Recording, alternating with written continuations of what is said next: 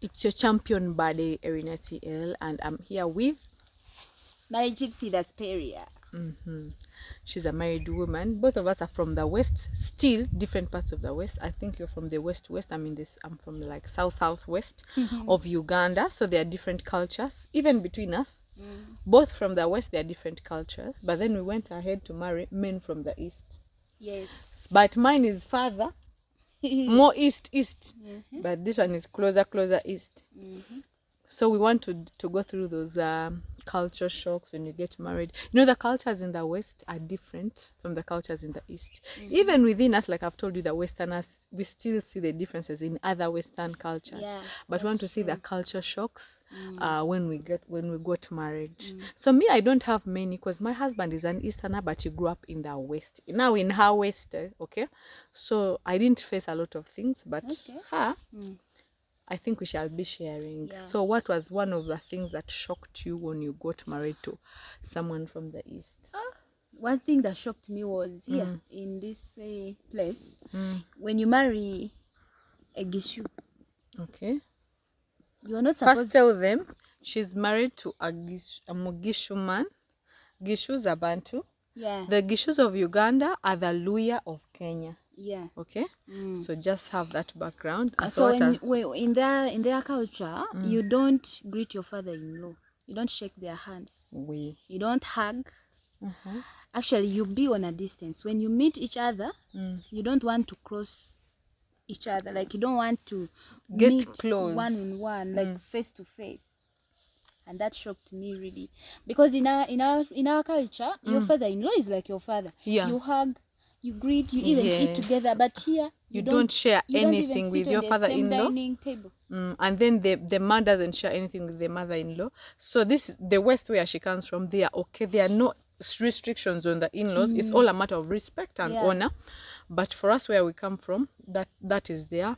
My mother cannot directly have a handshake with my husband, and I cannot have directly handshake with his fathers. Okay, yeah, and that applies not to just the father of the man or the mother of the woman, even their brothers or the sisters of the woman.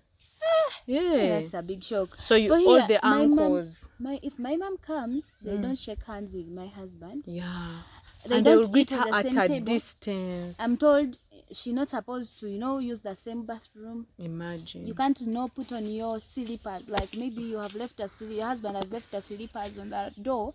She's not supposed to use them. So basically, they don't share anything. Your mother doesn't touch anything that your husband has touched. Yes, even the same culture, by the way, as mine. And my husband doesn't touch anything that my mother has touched, and I don't touch anything. I'm not supposed to touch anything that his father has touched.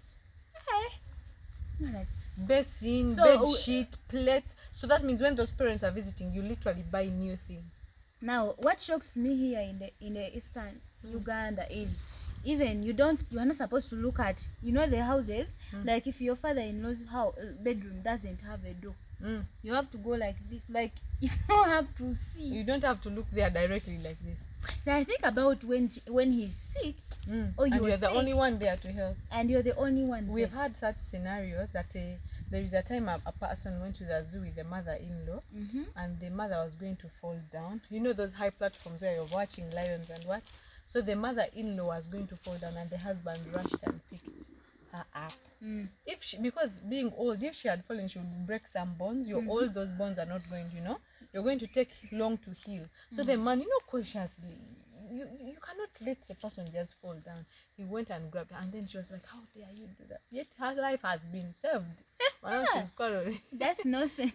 Okay, this culture. I think like some of these cultures, like maybe they were put in place for what? Because some of them are like you're in prison. Okay, so I understand the culture. Initially, we had long ago there were incidences whereby father-in-laws used to love their daughter-in-law. Yes, and vice versa. So I think those were just like boundaries. Okay. Like it's in it, it's embedded honor and respect, but also some form of boundaries around you. Okay. Yes. But how comes in Western Uganda, things are a bit different. Like in generally the Nyankole have no big cultural.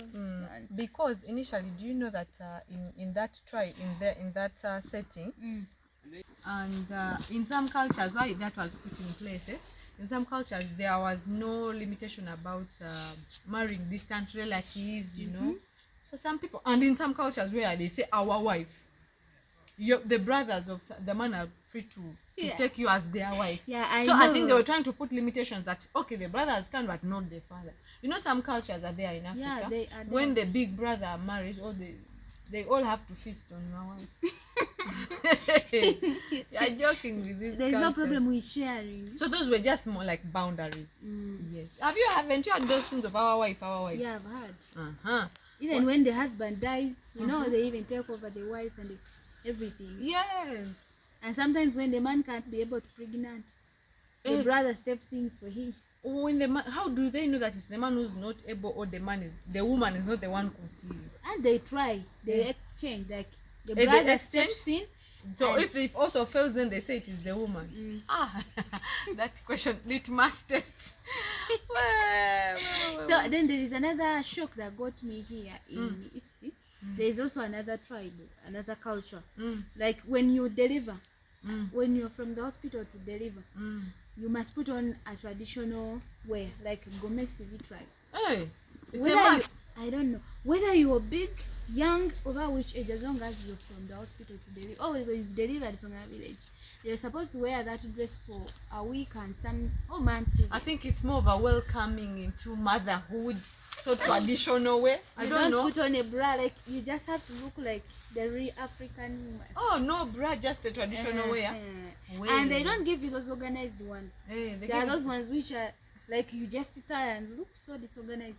And so for me, when I after delivering, someone was telling me about putting on that dress, and I was like, and you didn't put on, because it's like, I think also the mothers in town put on themselves a lot of pressure.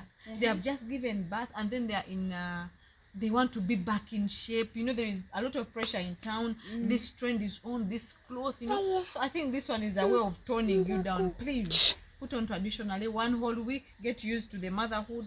Don't stress about what am I going to put on. This dress no longer fit. This bra is small. So just be yourself for some time, and welcome this blessing into the world. Then life will continue. My dear, nowadays social media is killing us. Like your friend will come to visit you after you've delivered. So you are in your own world. You don't have a bra. Sometimes the breast milk is all over, and you find yourself on social media like that. Congratulations, my friend. So mothers are forced, you know, to do makeup, and because a friend is coming. That's a lot of pressure. Me, I don't succumb to pressure. I think that's a good one.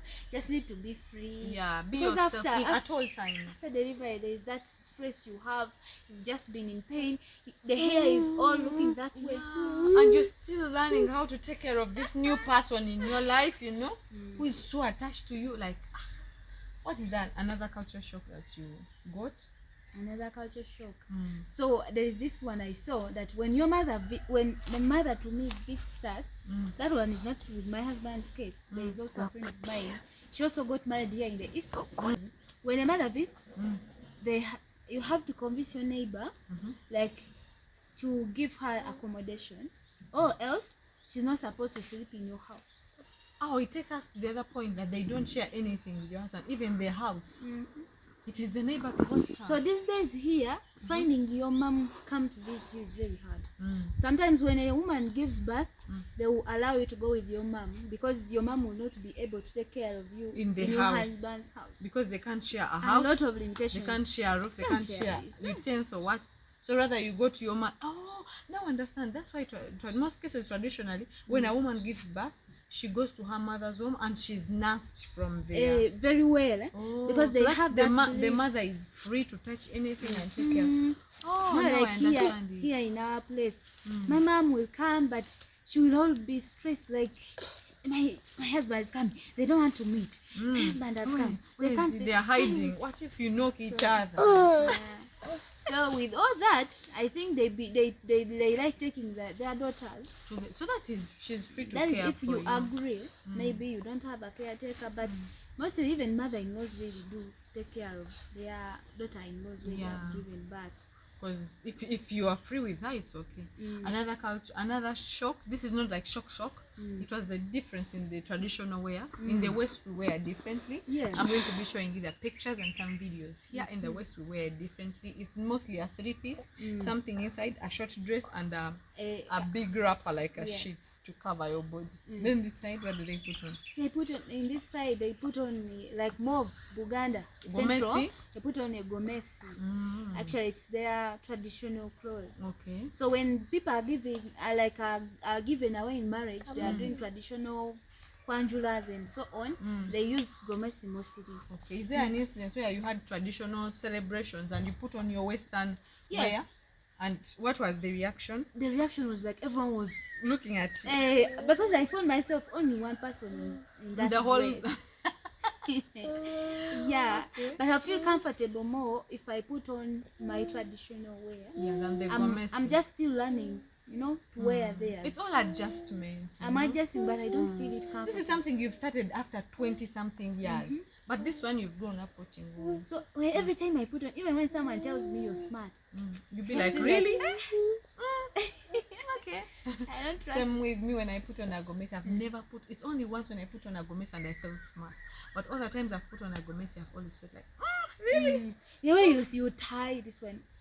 And you step in it and it all. So guys, we cannot exhaust the culture shocks, but we just don't want to make this video long. I hope you learned a thing or two. Check out Marriage Tips with Asperia. Go to her channel. The link is in the description box below, and in the title, just tap the name in the title. Marriage Tips with Asperia. It will be taking you or directing you to her own side, and support her. Subscribe to her channel. I've done some collabs with her. I've told my love story on her channel. Go and support this girl child. Yes. See you right in the next video. Bye.